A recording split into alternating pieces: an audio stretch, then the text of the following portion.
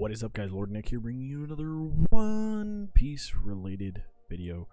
This week on our weekly Becca Report, we're going to be going over my locals results for this last week, talking about my OPO9 list, talking a little bit about the market for One Piece alt arts, specifically relating to Rebecca decks here coming into OPO10, whether or not I recommend buying them or not, as well as a few other things that I kind of noticed in the Discord. Folks were talking about build paths again, and strength of kind of what variant of the deck is the better one, and why I once more kind of talking about why I value Aramaki Kuzan over something like Echo and something like kind of like 7-drop Rebecca, and try to make those work. So let's start off with my weekly kind of update on how my locals are going, and also as a reminder for anybody who wants to get stuff involved in these videos, who wants to promote anything that they're doing in the Rebecca community, or just kind of giving an update on how their journey playing Rebecca is going, feel free to join the Discord. There is a discussion, there should be a discussion section for the weekly Becca reports to be able to put in stuff, either would be questions, comments, concerns, clips, or anything else, and we'll add them to the video. This week we didn't have any submissions, so it's just going to be stuff that I did. So with my weeklies, I actually went 1 and 4 this week. It was a very long weekly on Saturday. It was awesome to be in such a large one. And that 1 and 4 record was a little mildly frustrating when it could have easily been a 3 and 2 or a potentially a higher one, higher win rate there, because it started off with a win against a Blackbeard. It was a pretty good matchup for me. The opponent that I played into had not had any practice into the deck. We got to play most of a second game right after. Really nice guy, really appreciate chatting with him, really appreciate the fact that he said he wanted to check out the YouTube channel afterwards. That was awesome. And he showed a lot of improvement into game 2 of what he needed to focus on how to beat me, what cards he needed to prioritize, how he needed to use his hand. He was still learning whether or not he needed to turn off my on plays or not, and what turns to kind of try to read that. But it was really impressive to see as much improvement as he made from game 1 to game 2, and it was really cool to get to play with him and talk with him.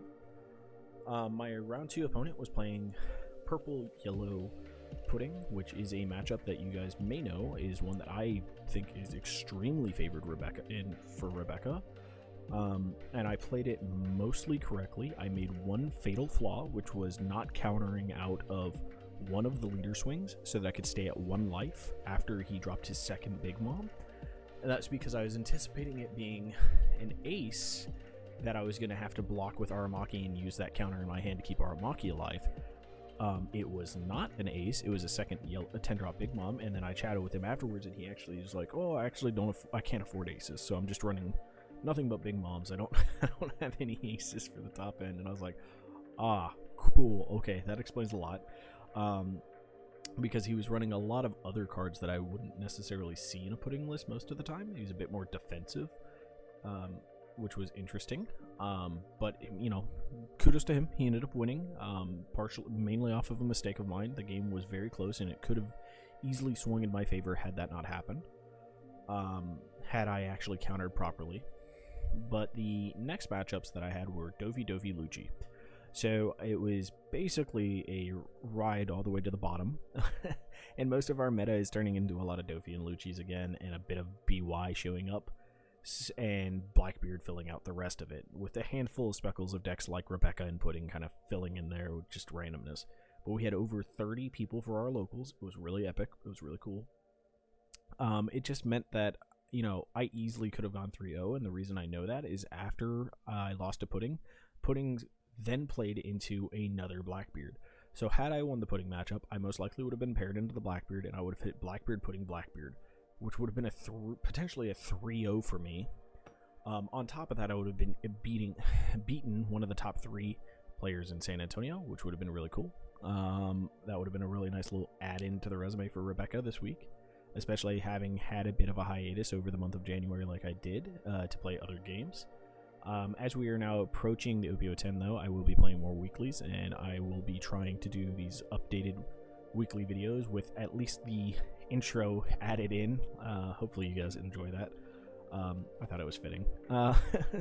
But as for the deck list itself, the deck list is exactly the same as the last time I did an OP09 deck list video. And I do want to make changes to it, but I don't feel like there's really a need to, seeing as we're coming to the very end of OP09, and we are going to go into OP10, which I've already done some theory crafting and videos for. If you guys are interested in me doing some live videos of that, I will be more than glad to do that.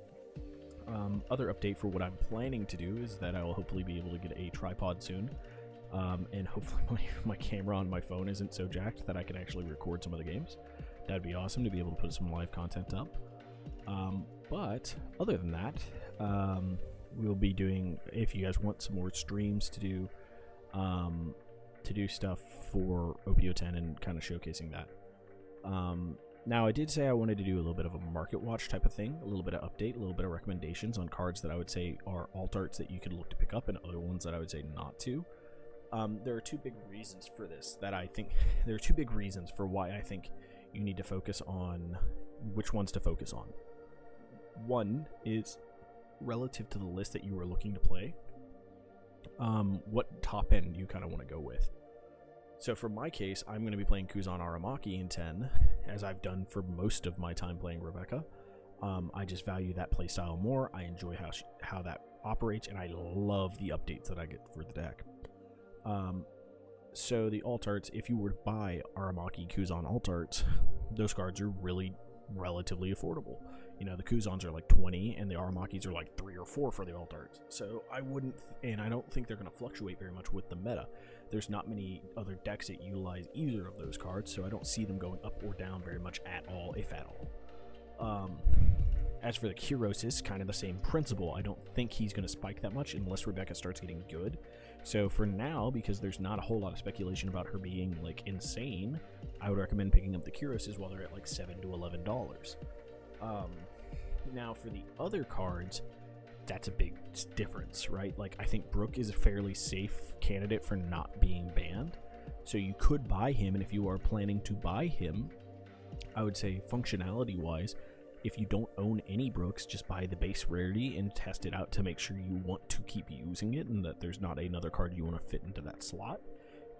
Otherwise, he's also just kind of a safe candidate if you want to blow out that money to go get that alt art.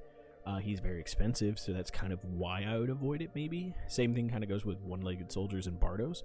But if you are already planning to get those alt arts and you are planning to play this deck for a while, investing in those is not going to be a bad idea. Bardos are $40 to $50 each right now. Toy soldiers are $80 to $90 each right now for their alternate arts. I would recommend that Bartolomeo full arts are a lot more affordable. They're about $15 to $20. Toy soldiers, on the other hand, are still like $40 for the full arts. So it's really up to you as a personal preference. If you really want to make your deck pretty, those cards are perfectly fine. Same thing kind of goes with Moncherie. She's not super expensive. You can get her alt arts pretty easily. Cards that I do recommend avoiding, and some of these will be for different reasons. Number one is Luffy. In my testing, I have felt that 6-drop Luffy has felt better. 7-drop Luffy is still a very good card, and if you don't already have the alt arts and you plan on playing Rebecca in the long term, just wait it out a bit, because I think people will come to a consensus that he is not necessarily needing to be a $27 to $40 alt art. Just due to the fact that the card is very good, but I don't think it's like broken. Like, it is a good card, but there is a lot of things that make it good, and one of the biggest things is having stage. So right now, you know, it's going to probably be an Usopp, but even when I'm looking into Usopps into the late term, they seem to drop it quite a bit, because it is a bit on the...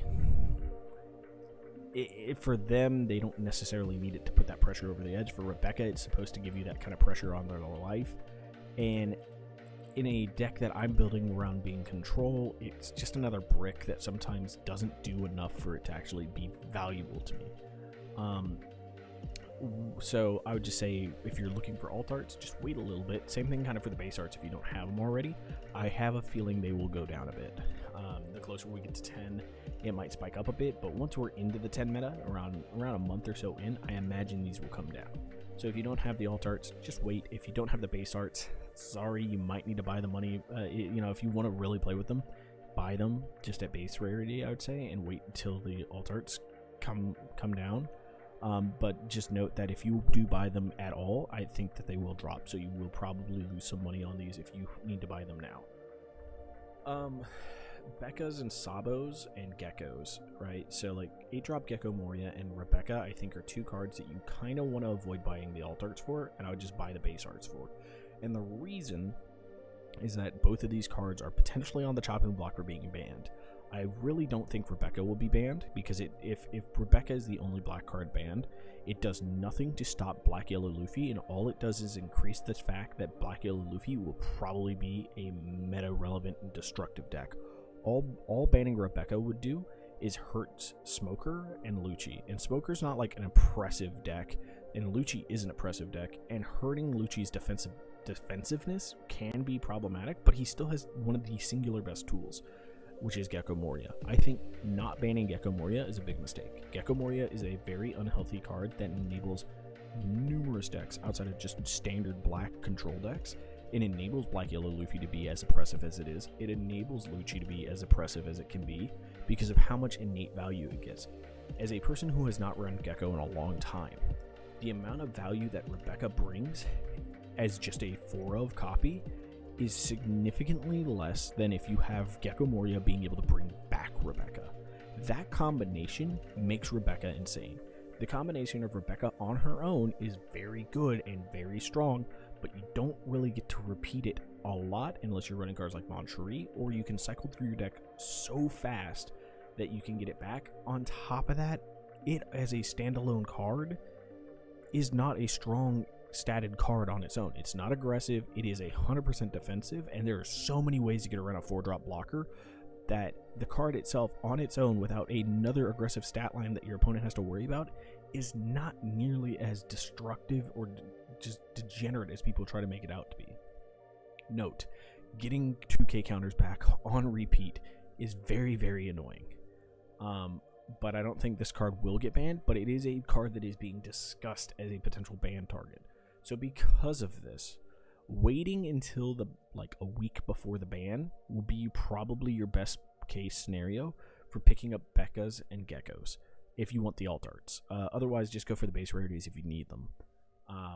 But I think Gecko will probably get banned, so just as a pocket saving moment, I would just say don't.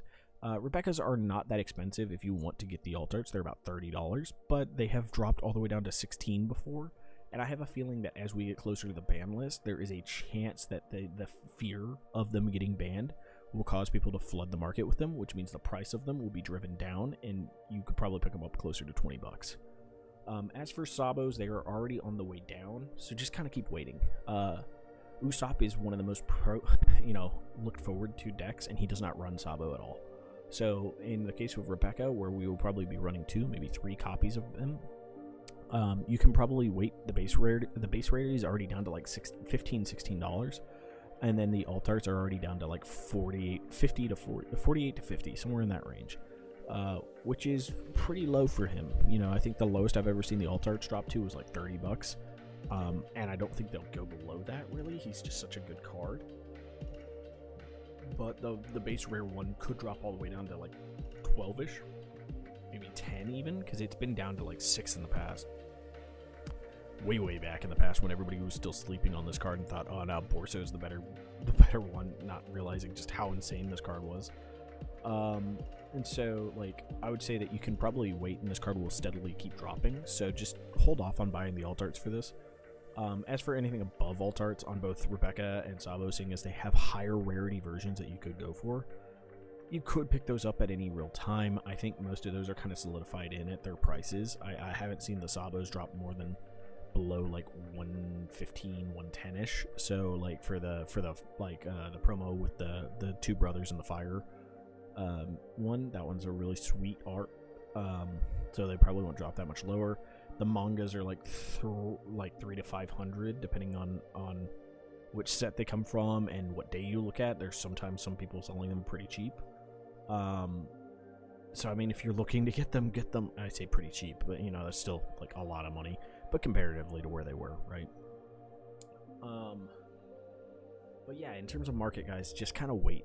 I think most of them are pretty safe. Moncheries, Kiroses. If you want Kuzan Aramakis, that's fine. If you want to get Bardos and Toy Soldiers, they're expensive. They'll probably stay the same. Same thing kind of goes with Brook. It would just be kind of like wait on the Luffys, wait on the Rebeccas, wait on the Sabas, wait on the Geckos. Just wait to see if anything happens with those cards, or if, because I think it's a pretty safe thing to wait on those. Lastly, guys, all in one breath, guys. Lastly, there have been folks chatting about like why or how does Kuzumaki work. I saw it in the Becca Discord, and there was a guy that was asking not too long ago, like, for a guide for Kuzumaki. Now, I haven't put out a guide for it in a while, but in terms of like just general discretion of how this deck functions, you are not trying to put pressure on the board in the same way that like a standard Rebecca build with Gecko or tries to, right? Like the Gecko oriented builds are trying to gain a tempo swing on a specific turn early, whereas the Kuzumaki is trying to grind slowly. It's very defensive, very turtley, and you're trying to find your spot removal here and there wherever you can. Note, it gets a lot better once we get access to something like a Zoro in the next set, where we don't have to have as many combo pieces to be able to deal with people's cards.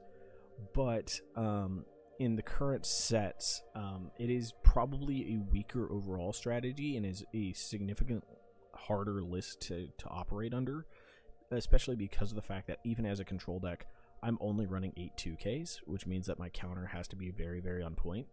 But you have to be also okay with the fact that you're taking a lot more life early, and that's because that gives you more resources to work with to slow down what your opponent's trying to do. You have to know when to play your blockers optimally. You need to know when's the turns that you need to be able to do removal, when's the turns you need to take setup, so on and so forth. Where is your big swing turn into specific matchups? Is there a way for you to be able to survive and stall out certain matchups? All of these are very good and hard to answer questions. So, if interested, guys, I will do a full-on Kuzumaki guide. But for general advice, the routes that you really want to have for early game would be to utilizing your early removal pieces in tandem with a lot of your early setup pieces. So Scarlet is a great early setup, but the removal you'll want to use is like Kiros, Patchwork, and Ama no Murakumo, Suleiman Ama, Suleiman Kiros if they have 3-drops for whatever reason, Brooks and Patchworks. Like, there's a lot of things that you could utilize early. Brook is a very, very strong card.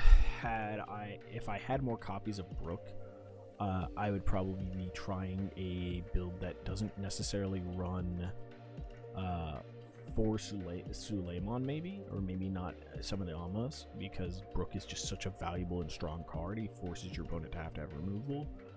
So that is a route that you can explore, is running more Brooks, because it makes it consistent in the early game to see these cards. But ultimately, you are just trying to be defensive, set up extra value that you can use reoccurring without having to spend more Dawn for value until you get into your late game turns, where Aramaki Kuzan is just such a strong combo in and of itself that it's very difficult for many decks to survive and get past that. Well, guys, that about does it for this week's Becca update. Becca Report, Becca update, weekly Becca Report. There you go, words. Once more, if you guys enjoy these videos, feel free to join the Discord and let me know, stuff that you want me to talk about, stuff you want me to cover, or things you would like to include in the next video. And until next time, guys, I hope you have a wonderful, wonderful day. Bye, guys.